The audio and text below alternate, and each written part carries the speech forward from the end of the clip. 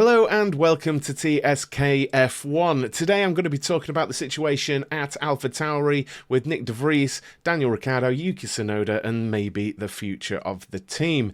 First of all, there's a question I want to throw to you guys. This isn't about Daniel Ricciardo, this is just about Nyck de Vries. Forget that Daniel Ricciardo is coming in. Do you think Nyck de Vries should lose his seat after 10 races? Again, just look at it in isolation, and actually you could look at the recent history of Daniel Ricciardo as well, but do you think Nyck de Vries deserves to lose his seat? Now, I'm seeing a lot on social media where people are saying things like, this is F1, and this is what happens in F1, and things like that. Now, there have been other drivers in the past that have been cut midway through a season, but it seems more and more a Red Bull thing. Now, don't get me wrong, this isn't a hate thing against Red Bull, but my opinion on the question I just asked you is, it's too early to tell. Now, of course, AlphaTauri have more data, Red Bull have more data than I could ever have, because he's their driver. And we've seen lots of reports about simulator data and things like this. But I can't help but feel 10 races is a bit soon for it. It's not as if AlphaTauri are fighting for championships and things like this. And I don't know, maybe it wouldn't have come good by the end of the season, but I think it's probably a little bit too soon. But we do know that Red Bull have the reputation of being quite savage and cutthroat when it comes to such things. I'd love to know your thoughts, and let's not get petty about it. Let's just have an intelligent conversation down in the comments. You know what I'm like, I'm not for the petty back and forth. It's not, my last statement about it being a Red Bull thing isn't anti-Red Bull before anyone starts, because I know where that's going already. But I can't help but feel that Nyck de Vries' face didn't fit. You know what I mean? I don't know if that's just like an English saying, but I feel like Red Bull, since Daniel Ricciardo has become involved with them again, I think they've taken a look at him and they've tried to sort of bring out the old Daniel Ricciardo and see if that Daniel Ricciardo still exists, the one that left them some years ago. And maybe they've gotten to a point with tyre tests and simulation data where they're like, you know what, Daniel Ricciardo is in a much better place now. We need him in a car.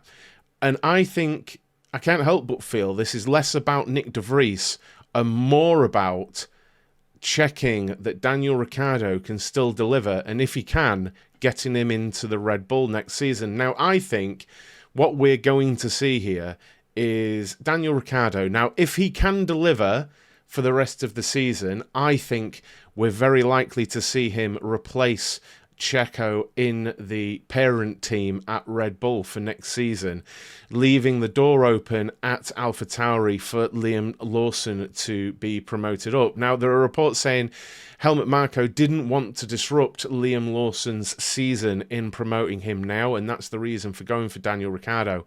But it makes a lot of sense to put Daniel Ricciardo in the car, see if he can deliver, and to put him in the Red Bull maybe next season. Now, this brings up another thing, doesn't it? It is a risky thing for Daniel Ricciardo to do, because Yuki Tsunoda, I think people rate him, but I don't think people, you know, you don't put him on a level of, like, let's say a Lando or something, a young driver, you know, that really can potentially deliver. I think people give him some rating, but you know what I mean? He's not on that top tier, people are looking at him all the time.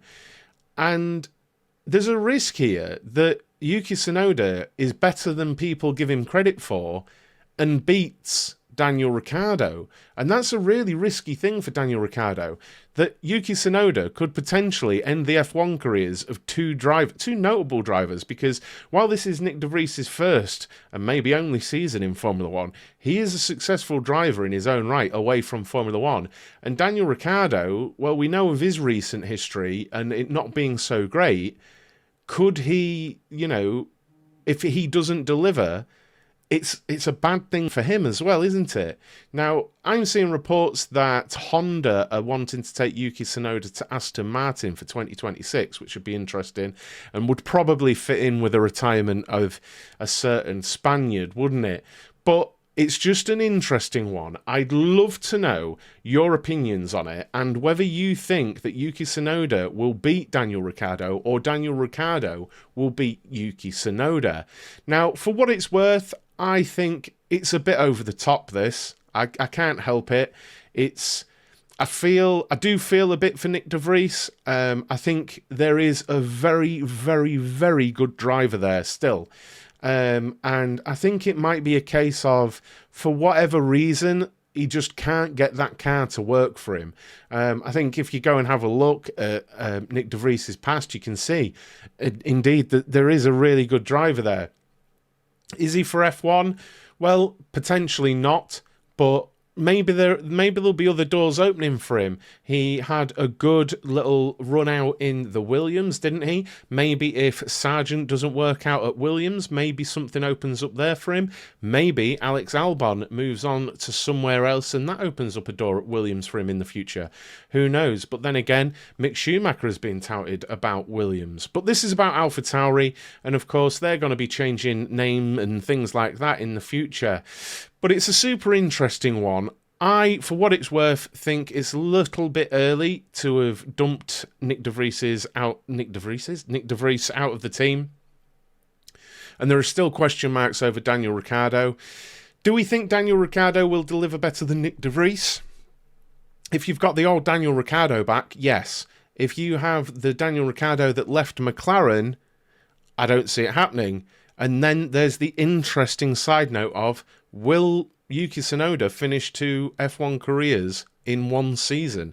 I'd love to know your thoughts, guys. Get your comments in down below, and I'll see you in the next one.